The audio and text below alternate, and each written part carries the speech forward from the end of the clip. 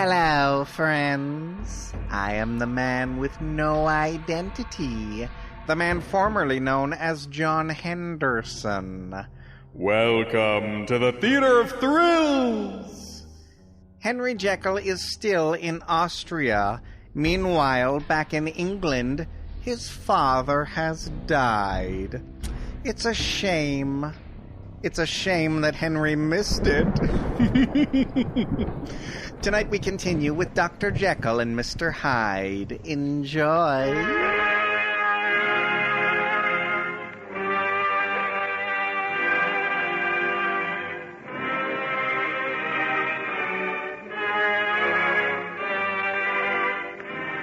Ladies and gentlemen, we now present George Edwards in Dr. Jekyll and Mr. Hyde.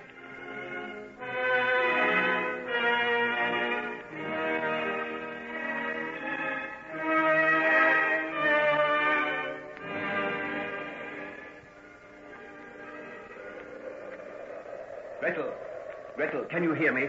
Yes? I'm going to lash you to my back with this rope and try and climb up the side of the ravine. No, it isn't possible. Better leave me here and go for help. No, if you can stand the pain, I'll get to the top all right. How does the leg feel now? It hurts. I know it does. But it's our only chance, Gretel. The ice and snow is likely to start and move again at any minute. And with this wind blowing... I know. So will you be a brave girl? It isn't any use. You can't do it with me. You will fall. That will be the end for both of us. Better, far better that I stay here and you go for help. No. If you stay, I stay, Gretel. It's my fault that you're here. Whatever happens, I'll share it with you. A little while ago, I was afraid of you. You thought I meant to do you some harm, wasn't that it? Yes. Perhaps you were right, Gretel. But since our accident, since that great wall of snow came down the mountain and swept us into this ravine, you've been so good, so wonderful. What else could I do? You never wanted to come up here. If it wasn't for me, you'd be safe in your village. The village? Will we ever see it again? And Franz? What will Franz do if I don't come back? You'll go back. I'll carry you up the side of this ravine. I'll take you back to your village and put you in the arms of your sweetheart. Or I'll die in the attempt. Now, come. Don't let's waste any time. I've got plenty of rope and plenty of strength. Now, are you ready? Yes. Good. There's still some brandy in this flask. You drink it down. And remember, if I hurt you, it's because I can't help it. Won't you have some, too? No, I'm better without it. I want you to sit up. Put your arms around my neck. Then I'll tie you to me with a rope. Now, you ready? Yes. Steady now. Take it easy. Take it easy. How's the pain? It's all right. You're a brave girl, Gretel. We learn to be hardy in the mountains. You'll be the mother of splendid sons one day, Gretel. That seems far away now. Oh, nonsense. It's only the distance from where we are now to the top of the ravine. Well, perhaps 300 feet. Just that little distance between us and life, between you and Franz, and your wedding next week. We're not going to admit we can't fight our way up that far, are we? Herr Dr. Jekyll, I said I was afraid of you. It was because I feared I might love you. Don't say that, Gretel. Since we have been through this night together, I know I will love you, always, but without fear. It is the kind of love that is without evil, that is good and big, and makes us feel close to God. Before, I would have feared to tell Franz about you. Now, if ever I see him again, I will tell him everything, and we will both remember you always with love and gratitude. Oh, please. Please don't go on. If only you knew how little I deserve it. If you only knew what was in my heart when I came to Korovina. We in Korovina are far away from the world.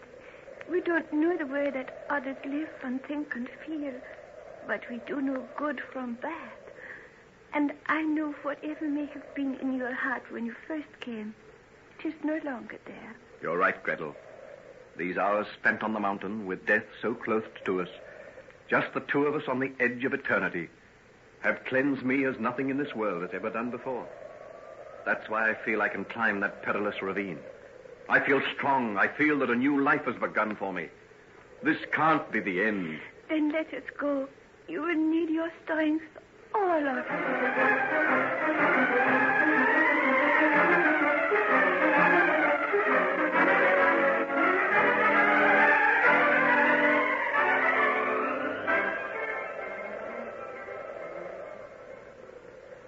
You take Carl and Friedel and follow the rest far. Dr. Lanyon and I will take the north side. If you find them, sound your horn. You understand? Yes, boss. And if we don't, we'll return to the village when it gets dark. Good luck. Good luck. Come here, Doctor. How much more daylight have we got? About 4 hours. The twilight lasts a long time, even after the sunset. Oh, hadn't you better have something to eat? You haven't stopped for a minute since we left. Oh, but I am not hungry. Look here, that's all very well. But you'll keep going much longer if you do have a bite of something. We may be searching for a long time yet. Till we find them. I'll search till I find out. If it takes weeks. Then sit down for a few minutes and have some of these sandwiches and a drink of coffee. Come on, now there's no sense in killing yourself like this. Oh, it seems so slow, so helpless. This climbing over ice and snow. They might be anywhere of 1,000 places. We might pass right over their heads and not know it. And we might suddenly top a rise and see them right in front of us. You be sensible and have something to eat. I'll climb up onto that rock and have a good look round through the binoculars. Perhaps you are right. That's right. Now have a good tuck in. I'm sick of humping the darn things anyhow. I say the visibility's much better than it's been for hours. Those clouds have lifted. I can see right across to the other slope. I can see Jan and Bert and the others quite clearly. They're using snowshoes. We'll have to use ours when we get up a bit higher. Lucky I had these glasses with me. I can see for miles. Oh, wait a minute. What is the matter? I can see something. What? Where? Right across from the other side. It's moving. Let me see. What is it? Wait a second till I get the focus properly. Yes, there it is. By heaven, I believe it's them. It's a man with something on his back. He's struggling across the snow. Oh, let me see. Let me see. Here you are, then. Have you got it? Yeah, I see it.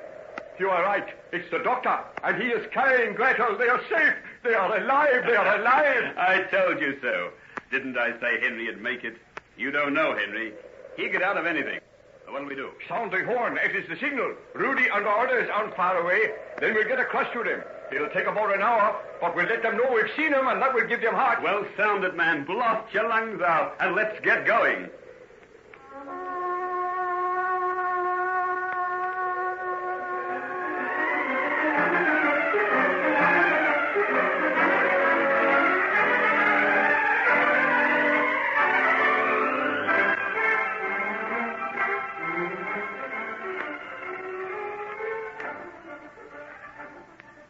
Well, now, Hugh, you old rascal, I want a full and detailed explanation as to why you came out here to see me. Are you sure you're feeling all right? Of course I am.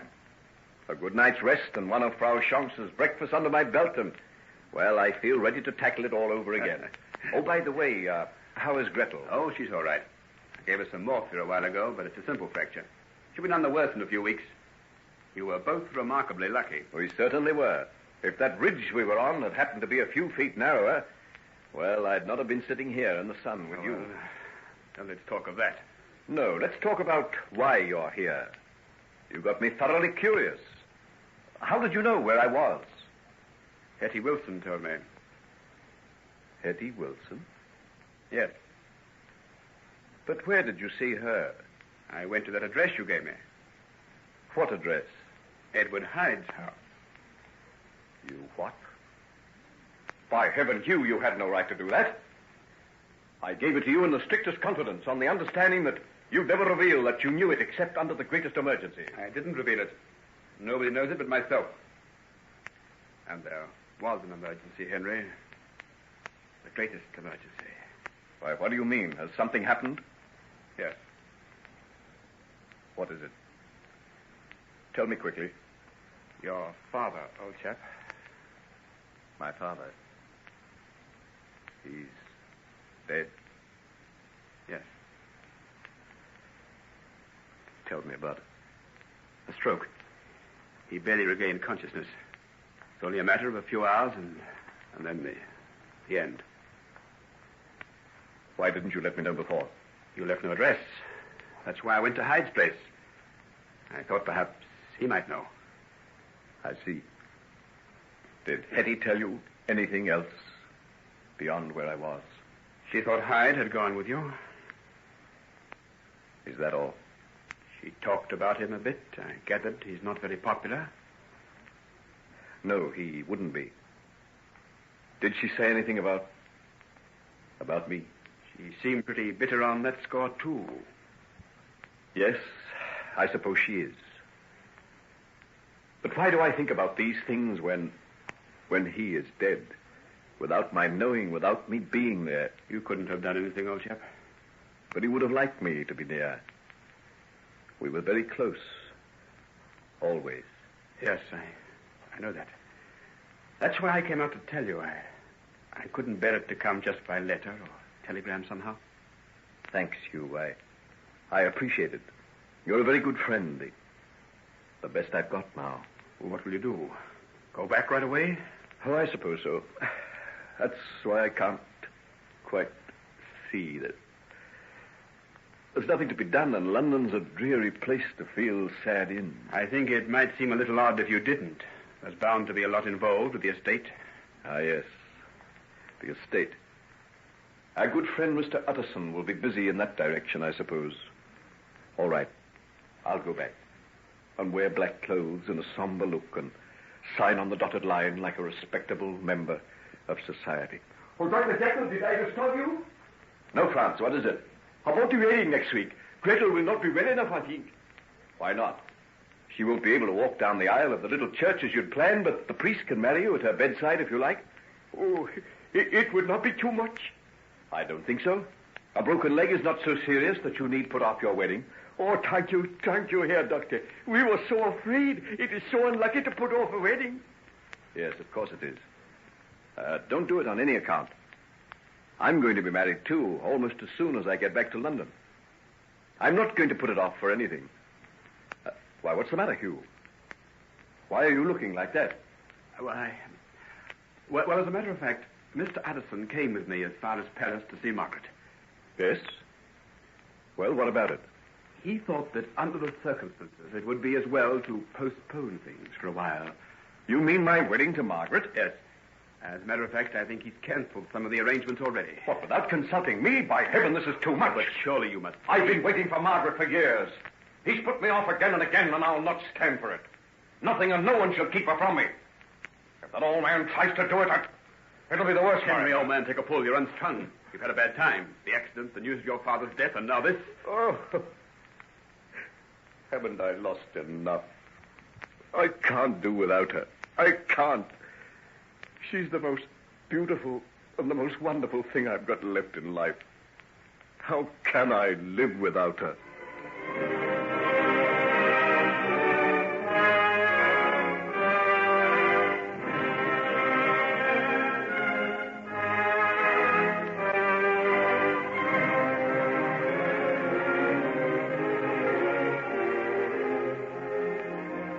But, Daddy, you shouldn't have done it without consulting Henry or me. My dear, there was so little time.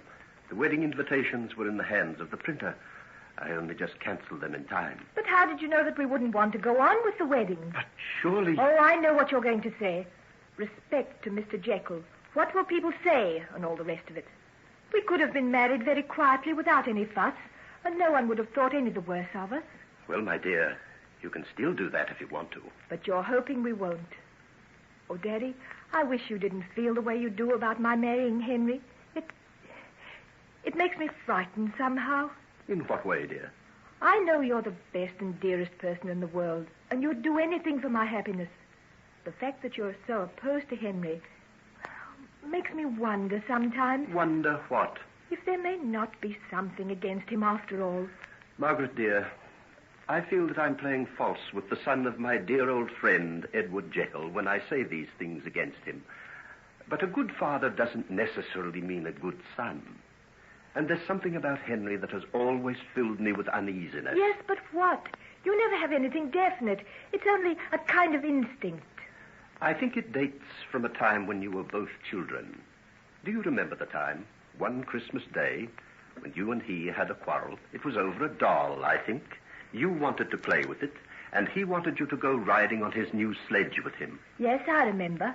I slipped or something and fell down some steps. That's a charitable way of putting it. In reality, he pushed you down.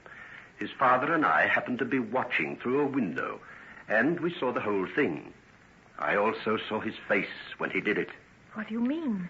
The blow on your head has made you forget it, but I haven't.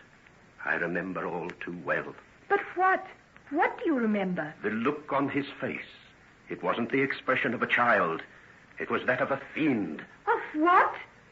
Daddy, you can't be serious. Indeed, I am. And that night his father and I had a long talk about it. He told me then of certain misgivings he had about the boy. From that time on, I've dreaded to see the growing attachment that has developed between you. Because you saw him lose his temper.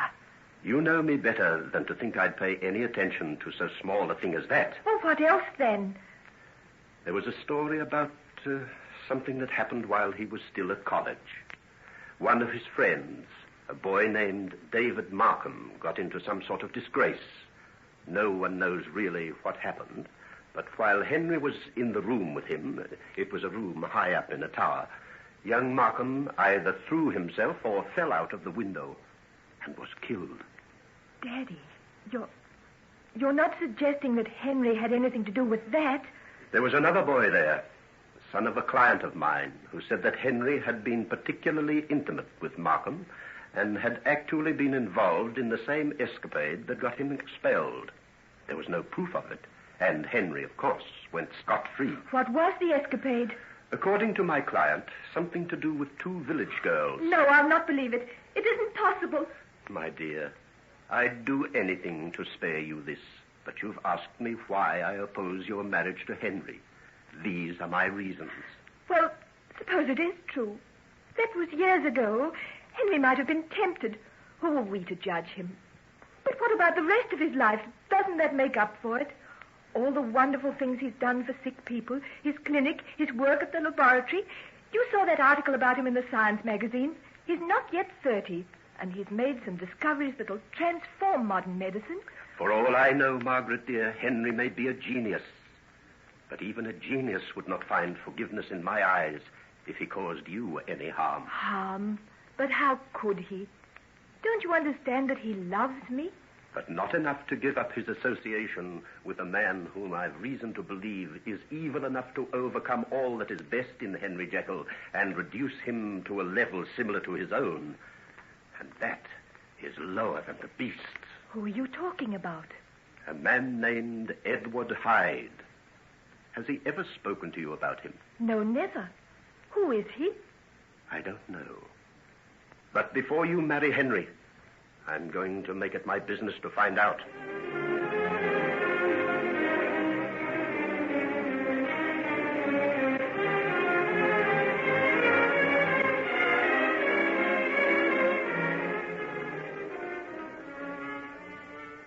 Henry.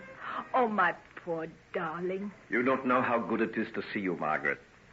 Somehow I was afraid you wouldn't be here. But why? Surely of all times now... When one has had a terrible, unexpected blow, one distrusts everything. But not me, surely. Not you, dear. But there might have been something else to keep you away from me. Nothing. There's nothing on this earth that could ever do that. As long as I feel you want me. I'll want you always, no matter what happens or where I am. Will you remember that, sweet? Keep on telling me. You don't know how I love to hear it. Is it true what Hugh Lanyon told me about your father putting off our wedding? He thought he was doing what you would wish, Henry. Not he. He was doing what he wished. Father's death gave him an utterly unhoped-for excuse. Henry, dear, you mustn't feel that way about him. He's given his consent.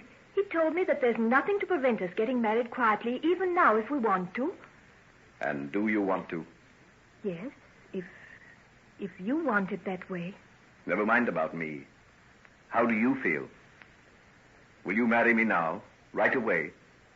Or would you rather wait and have your wedding in a church, with bridesmaids and choral service and all the rest of the pomp and ceremony? Oh, Henry, darling, you know I don't care a bit for all that.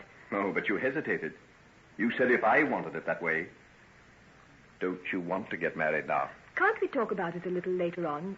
You've just come from that long train journey and... No, I want to know just exactly how you feel. I wasn't wrong in feeling uneasy about you. There is something that's keeping you away from me. Oh, darling, that's nonsense. Oh, no, it's not. I've got a peculiar instinct for these things. There's something at the back of your mind. I can sense it. And I'm never wrong. Now tell me what it is, Margaret. I'm not going to let you worry yourself over nothing. You look dreadfully tired and not a bit well. Did you sleep on the train? I've hardly slept for nights. Then you must get some rest now. After that, we'll talk. Do you think I'll be able to rest until I know? What's troubling you, Margaret? You've got to tell me. Please, dear, you're making a mountain out of a molehill. Ah, then there is a molehill.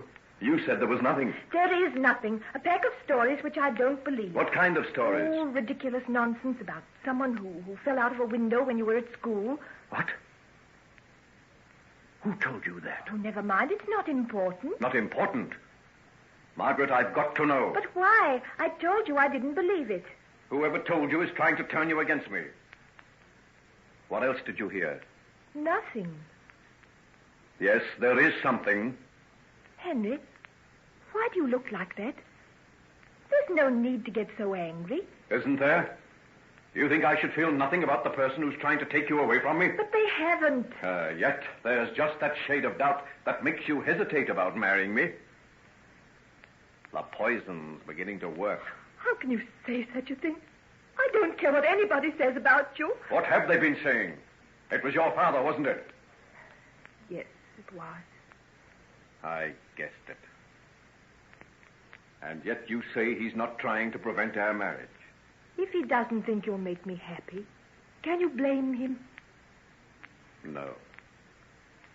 No, I can't blame him. But I can hate him. Oh, don't talk that way. You're the two people I love best in all the world. Don't you know how unhappy it makes me feel when I know that you're hostile to each other? Poor little sweet. Unhappiness already. And not even married to me. He doesn't ask very much of you, Henry. What does he ask? Just that you should give up your friendship with this man, Hyde.